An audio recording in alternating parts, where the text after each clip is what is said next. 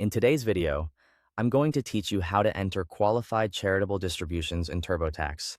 If you received a distribution from an IRA and part of it was sent directly to a qualified charity, it's important to report that correctly in TurboTax, so your tax return reflects the donation properly.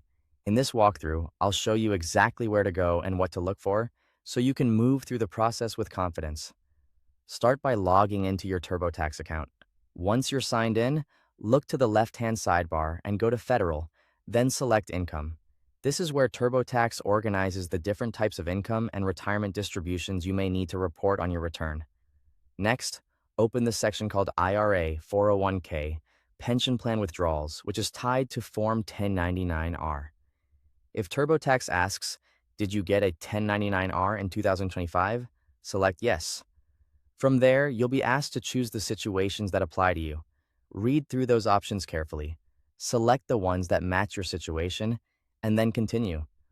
On the screen that asks who the form is from, choose Financial Institution or Other Provider for Form 1099-R, and then continue again. After that, enter the information exactly as it appears on your Form 1099-R. This part matters, so it's a good idea to double-check each box as you type it in. Even a small entry mistake can affect how TurboTax calculates the taxable portion of your distribution. Once the form information is entered, continue through the interview. TurboTax will guide you through a few follow-up questions based on the details from your 1099-R.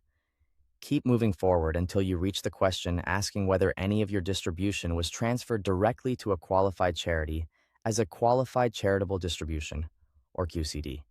When you see that question, select Yes, then enter the amount that was donated directly to the qualified charity. Make sure you enter only the portion that qualifies as a direct charitable transfer. This is what helps TurboTax correctly reduce the taxable amount of the distribution when appropriate.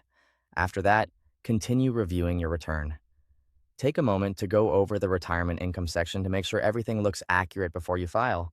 It's always worth doing one final review, especially when charitable distributions are involved. Thanks for watching.